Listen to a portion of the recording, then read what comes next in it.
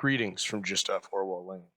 Tonight's episode, a favorite here on the farm, due to the inclusion of the moniker of Aldous Kent for one of the scientists involved. From the sands of ancient Egypt, a tomb has been reconstructed. Inside rests the wrapped remains of a mummy. But when anyone enters, they are struck dead by a curse. Or are they? The Kufatep curse is more than it appears, and the Shadow is here to unwrap the mystery. From June 19th, 1938, The Tomb of Terror.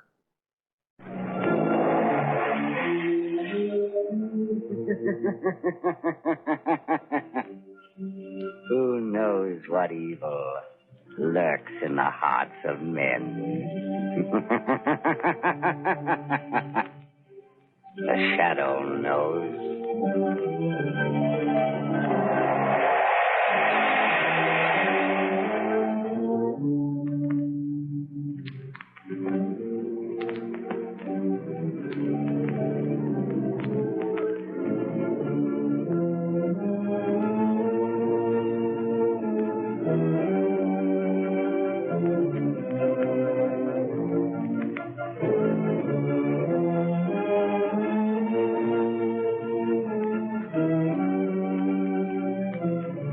Ladies and gentlemen, in a moment, the Shadow will be on the air with a thrilling new adventure. But first, let me tell you about a new kind of tire that makes wet weather driving safer than you've ever dreamed possible. It's the new Goodrich Silvertown tire with the Lifesaver tread. Next time it rains, just notice the way your windshield wiper sweeps the water right and left to give you clear, safe vision. Well, that's how the amazing Lifesaver tread on the new Goodrich Silvertown tire performs on a wet road. It sweeps the water right and left, forces it out through the deep drainage groove, makes a dry track for the rubber to grip, gives you the quickest non-skid stops you've ever seen. And you get this life-saving skid protection plus golden ply blowout protection at no extra cost. So play safe. Equip your car with Goodrich Safety Silvertown.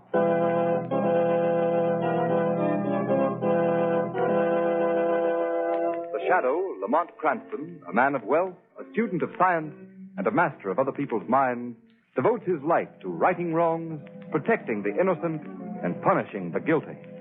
Cranston is known to the underworld as the Shadow. Never seen, only heard. The Shadow's true identity is known only to his constant friend and aide, Margot Lane. Today's story, The Tomb of Terror.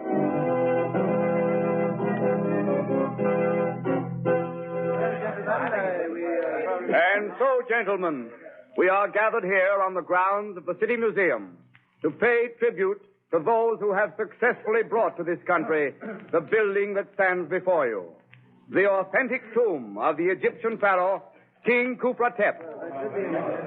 It is my pleasure to present to you now the man who is largely responsible for its discovery, transportation, and reassembly.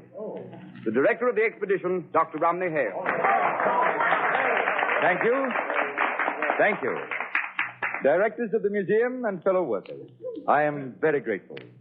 It has been through your cooperation that this work has been made possible, although perhaps we owe a vote of thanks to good King Khufra-Tep himself. In spite of the legendary curse that all who gaze upon King Khufra-Tep's mummy shall die, the bulk of our job is finished.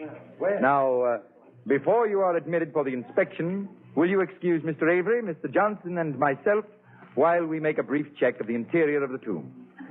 Harry, Jack, will you come with me? Oh, surely, Doctor. Oh, certainly, Doctor.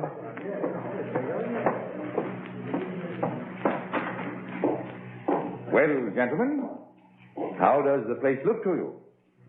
Why, Doctor, you've done an amazing job. It looks exactly as it did when we first unearthed it in Egypt. Thank you. Would you like to pay your respects to His Majesty? Oh, indeed I would, Doctor. Very well. Will you help me with the lid of the mummy case? Oh, sure. There you are. Khufra-Tep the King, Lord of Egypt. My, magnificent face. Yes, wonderfully preserved. We are defying the ancient curse by looking upon that face. Oh, come, Dr. Hale. Surely you don't believe Look at the mummy's eyes. Why, that's strange. They seem to glow. Yes, I see it, too. A sort of unearthly light. What is this, Doctor, a trick? No, gentlemen, I give you my word. I don't know what it could be. The light's growing brighter. I don't like this. It's uncanny. Close that case. Let's get out of here, Doctor. I can't understand it. If we hadn't all seen it, I would... Oh! What's the matter? Take his arm, Jack. Let's get him outside. Where did you... What's wrong? What's the matter with Dr. Hale? I don't know. He suddenly collapsed. He was... Jack, what's the matter with you? Someone get a doctor, quick. These two men are very ill. Harry, what happened in there? Well, Mr. Rafferty, I was... Harry! Catch him. He's falling. Harry. Here, man, tell me what happened. Mr. Rafferty, it was... The eyes. The eyes. Yes. It's King Kufertep's curse.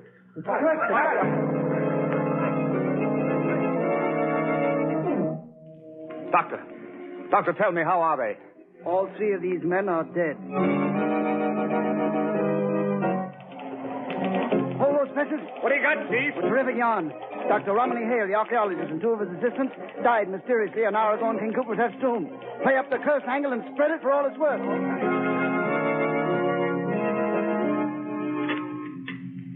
Dry soup, cream on the side. Some of those donuts, too, please. Oh, donuts? Lamont, do you suppose we can dunk? Certainly, Margot. Lunch wagon etiquette not only allows dunking, it encourages it. There's your donut, Chief. That'll be 26. Here you are. Just keep the change. Ah, thanks. Say, Bud, is there anything new on them guys that kicked off over at that coffee, the kipper, that Egyptian king? No, nothing new. Hey, how about my ham on rye? Right with you. What do you make of that tomb affair, Lamont? Just amazing. And the newspapers are playing up the superstition fallacy. You don't think that all three deaths were due to coincidence? Hardly that, but I certainly don't hold to the Kufertep curse theory. But something strange must have happened in that tomb. Unquestionably. According to the newspaper reports, one of the three men before he died was heard to mutter something about eyes, terrible eyes. And his last words were King Kufertep's curse. They were undoubtedly terrified by something they saw in there. Did not die of fear. Oh, I know. According to the doctors, they all died natural death. Yes, that's quite true. One of pneumonia, one of typhoid, and one of heart disease. That's the way the doctors had to write their death certificates. Perhaps when the truth is known, they'll have to be changed. Changed? What do you mean, Lamont? You finished eating? Oh, yes. Should we take a walk? Oh, all right, let's go. Good night, boss. Good night. Night. Lamont, what did you mean the death certificates will have to be changed? Three men do not die within seconds of one another of different diseases without a single underlying cause. Oh, that's true. Margot, the mysterious death of those three men has challenged the imagination of the shadow. I must find out the medical details of the deaths of those men. Then you think there's more in it than the papers have printed? I know there is. I can get those details for you. Good. As soon as you have the necessary information, communicate with me. The shadow will await your call.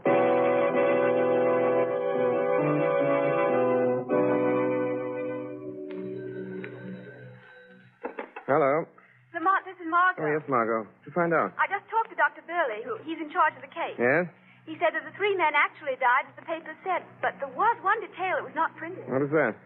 Well, the doctors themselves don't seem to understand it, but an examination of the victim's blood has shown in each case a complete absence of leukocytes. Leukocytes. Yeah. Those are white corpuscles. Yes. Do you realize what that means?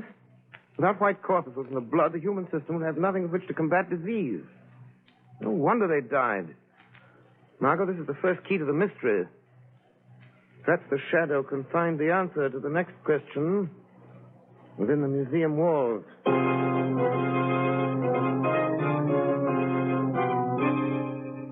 I tell you, we must go through with the public opening of the tomb, as originally planned. But will the public be there? We'll have to take that chance. Gentlemen, I wish we had never started this project. Now, see here, Kent. You've been acting like an old woman about this whole thing. But, Mr. Rafferty, We've poured thousands of dollars of the museum's money into the tomb, and it's up to us to dispel this nonsense about the Kufertep curse. I am not so sure that it is nonsense. Rubbish. Oh, you can't dismiss the fact that three men died. They all died natural death. I wouldn't be too sure about that, Mr. Rafferty. Who's speaking? Who is that? I am called the Shadow. The shadow? I've heard of you. What do you want of us? I've been investigating the deaths of your three colleagues. I've come to warn you that no one must be permitted within the walls of the tomb. Why do you say that? Because anyone who enters may not come out alive.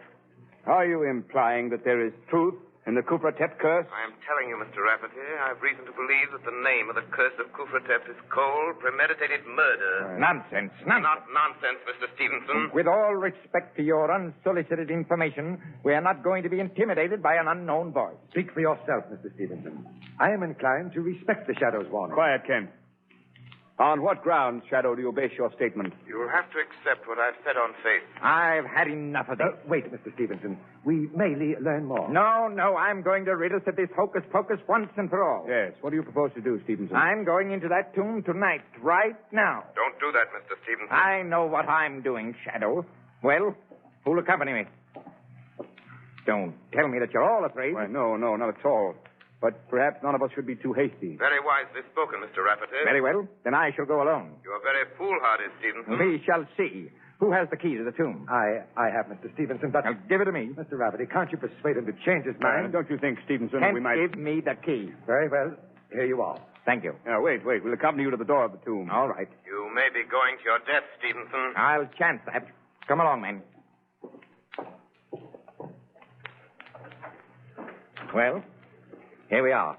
Have any of you changed your minds? Mr. Rafferty? No, thank you. Hawkins? I prefer to wait outside. I know there's no use asking you, Kent. Don't go in there, Mr. Stevenson. Something horrible waiting for you in there. Give me that flashlight. I'll find that out for myself. He's in the tomb. Nothing horrible has happened in here yet. Don't touch the mummy case. Why not? Might as well make the investigation complete. Don't, Stevenson. You mustn't. Can't any of you stop him? What can we do? I'm opening the mummy case. We've got to get him out of there. I'll go myself. Here, come back here, Ken. Stevenson! I'm looking at the mummy's face. Hey, that's strange. There's something peculiar here. Come away from that mummy, Stevenson. Kent! Stevenson! I insist that you both come out of there at once. But there's something here that I don't understand. There seems to be... Kent! It's happened. He's choking. Kent, bring him out here. I'm trying to. Here. All right, Stevenson. Here, now just lean on me. Stevenson. Man, what happened? I looked at Gufraw. He's dead. He's dead. It's not possible. The Shadow was right. Yes, gentlemen. Stevenson ignored my warning. This perished. This should convince all of you that there is a ruthless killer masked behind the Kufratep curse.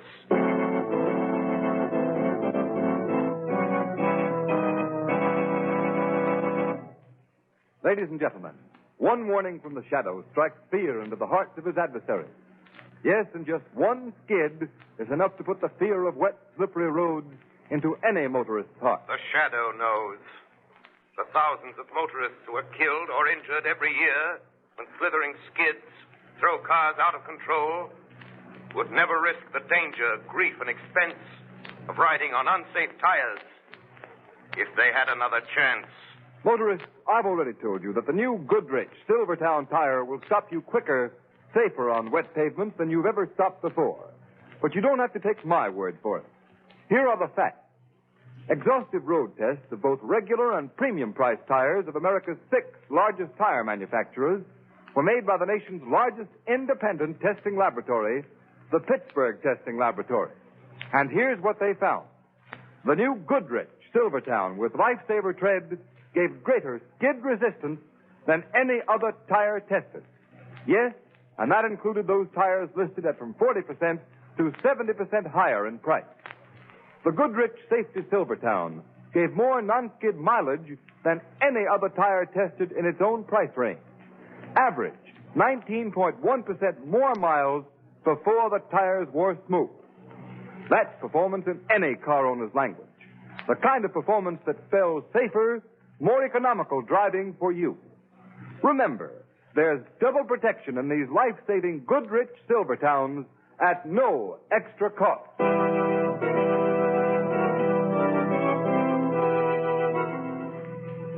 Margot, what did you learn about Stevenson's death? Well, Lamont, the doctors officially called it influenza. What about the blood test? It was the same as the others. The white corpuscles had been destroyed. Just as I thought. That proves that Stevenson was murdered, too, and by the same instrument. But, Lamont, what can that instrument be? It may be a serum, poison gas. I don't know.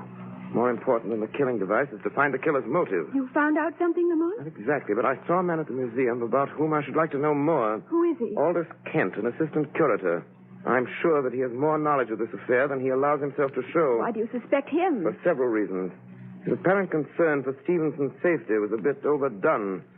For a scientist, he was surprisingly naive about the Kufatep curse, and most important, in spite of his outward fear, he followed Stevenson into the tomb. I'd like to know more about that man, Margot. And that's where you can help me. Yes, Lamont, but how? By visiting Kent as a newspaper woman. Interview him about his career. Find out whether he's interested in any branch of science other than archaeology.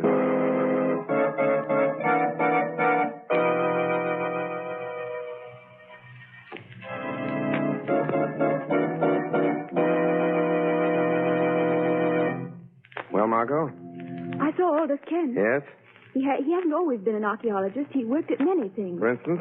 Well, before he went to work for the museum, he was employed as an assistant by Dr. Faber. You know, the well-known biologist. Very interesting, Margot. I see that's all I'll have to know. But, Lamont, does that have any bearing on the murder? May have everything to do with them. I'll be able to answer that question after the Shadow pays a call on Dr. Faber.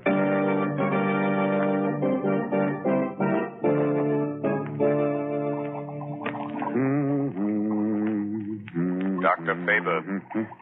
Eh? What? Who's that? Don't be startled, Dr. Faber. Who are you? I am the Shadow. Are you in this room? I can't see you. I regret that I must remain in the shadows. What do you want? I am seeking information. Well? I would like to have you tell me what you know of Aldous Kent. Kent? Aldous Kent?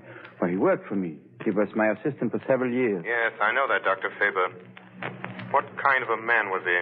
Very efficient laboratory man. Why did he leave your employ? Well, frankly, because he was dissatisfied. Kent was a very moody man. He felt that his work should be more fully recognized. What sort of work did he do? He was active in all the routine laboratory experiments. Can you recall what some of those experiments were? Let me see. Well, he made some really brilliant contributions to our work with the Röntgen ray. That's the X-ray, of course. Yes, I know. Exactly what were those experiments? We were varying the ray to determine its effect on animal life. What was that effect? Well, at one stage of the game, it was destructive. We developed a ray that was capable of destroying the white corpuscles in the blood of the laboratory animals. It's enormously interesting, Doctor. Tell me, does such a ray have the same effect on human beings? Oh, yes, it probably does. Thank you, Dr. Faber. You have given me the solution to the mystery of the Kufatep curse.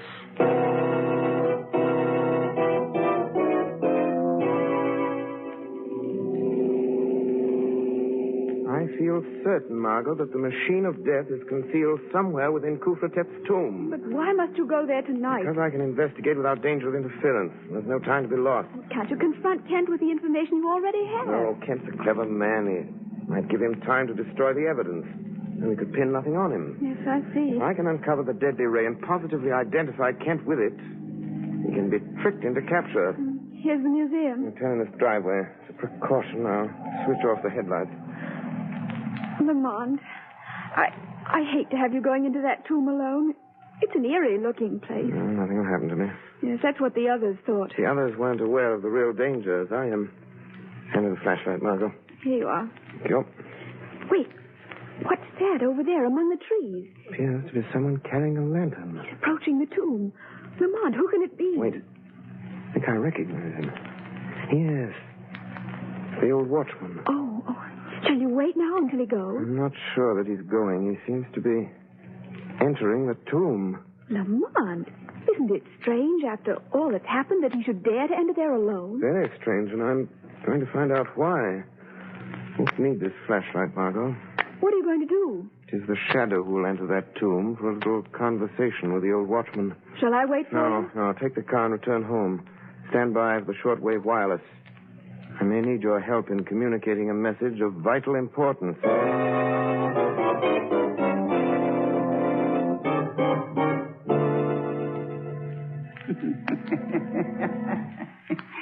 Good evening, Your Imperial Majesty. I've come again to see that you are resting well. Your work is nearly done. Only one more. One more to gaze into your eyes. And then... then the vengeance is complete. You have served me well. Hey, who speaks? Who indeed would speak within the resting place of the king? Are you the... Yes. It is I, Khufratep, Pharaoh of Egypt. Oh, Your Majesty. Rise up. You need not kneel in my presence. Yes, Your Highness. Do not tremble. You have nothing to fear.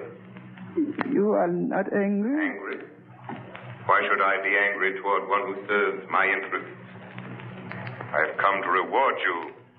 To reward me? Yes. But first, I must have an accounting. What do you mean? You must tell me how you brought death to the defilers of my tomb by the curse which bears my name. Oh, the credit is not mine, Your Majesty. Whose then? Aldous Kent. Aldous Kent? Why should he concern himself with me? It is not your vengeance alone that he seeks, but his own as well. And mine. Kent is a great man, but no one will recognize him. They keep him slaving in the museum day after day, doing all the real work. While some others get the glory, just as they did to me. And now he's evening his score. Hale, Avery, Johnson, Stevenson, all those have paid for their stolen fame. But one more must die. Hawkins. And then Kent will achieve the position that is rightfully his. Do you know how Kent destroyed those men? Of course. I helped him, Your Majesty. Yeah, it was clever. So clever. They all scoffed at the legend of your curse, but it was really you who killed them. I killed them? Yeah, no one would dream that within your mummy there lies concealed the generator of the ray. What ray? The ray that shines from your eyes and destroys all who look upon you. Show me how this is done. It's so easy, Your Majesty. Here. Hidden here in the wall is a switch. You see? It is thrown like this. Then whoever approaches the mummy case, as I'm doing, and lifts the lid, so, and gazes into your eyes, the gleam of death shines upon them. Oh, what have I done? I didn't mean to look. I couldn't. Save me. Save me. I cannot save you. Your own evil knowledge has destroyed you. But by your death, you have pointed the way to Aldous Kent's undoing.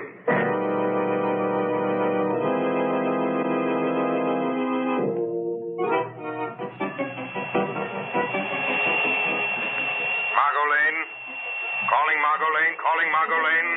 Communicate with Rafferty, the director of the museum, at once. Tell him to arrange the public opening of the tomb tomorrow as planned. Be sure that both Kent and Hawkins will be there. This is important, Margot. Tell Rafferty that he must follow my directions implicitly. A man's life is at stake.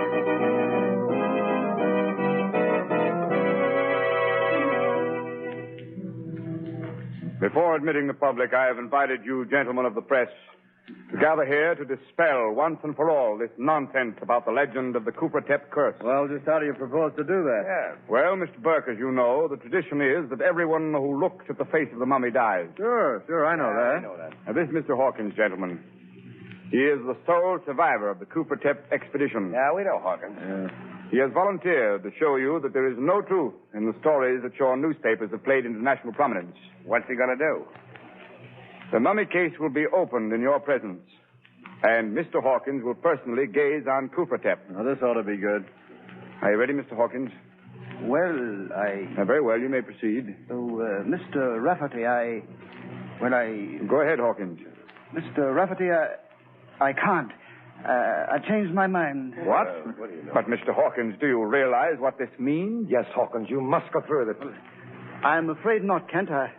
I've lost my nerve. The prestige of the museum is at stake. Well, you seem to have changed your attitude, Kent. Well, I disapproved of this plan at the beginning, but as long as you've gone this far, I think you should carry it out. Well, Kent is right. Well, I'm sorry, but, well, when I think of the others, what happened to them, and seeing them die, I just can't. Boys, looks like the show's over. Let's go. Wait, gentlemen, don't leave.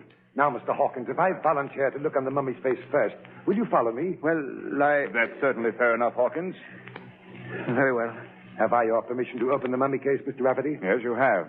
You're very brave, Mr. Kent. Who's that? It's the Shadow. The Shadow? Boy, what a yarn this is going to be. Shadow, why are you here? I anticipated your performance, Mr. Kent, and I came to see that it was carried out properly. What do you mean by that? Before you proceed, I suggest that somebody throw the switch concealed in the carving on the wall. I don't know what you're talking about. You do know, Mr. Kent. I want your demonstration to duplicate Hale's, Stevenson's, and the others.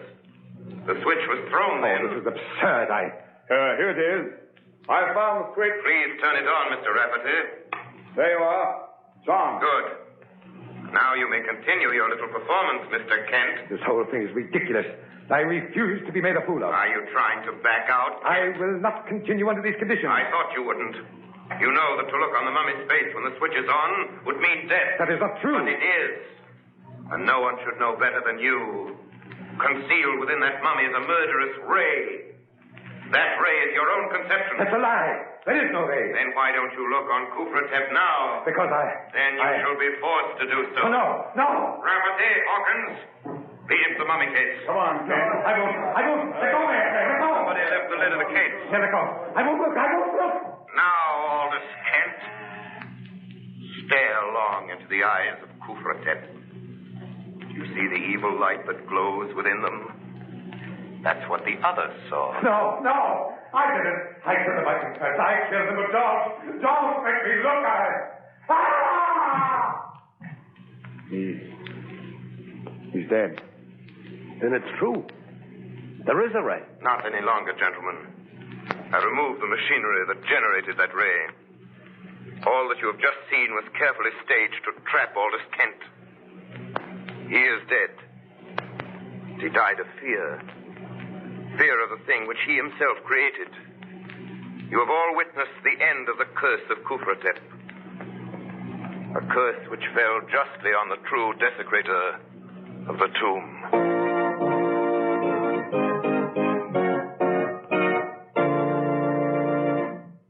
You have been listening to a dramatized version of one of the many copyrighted stories which appear in the Shadow magazine, now on sale at your local newsstand.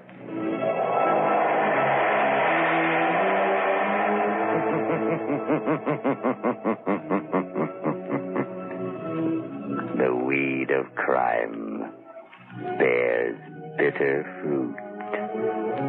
Crime does not pay. The Shadow knows.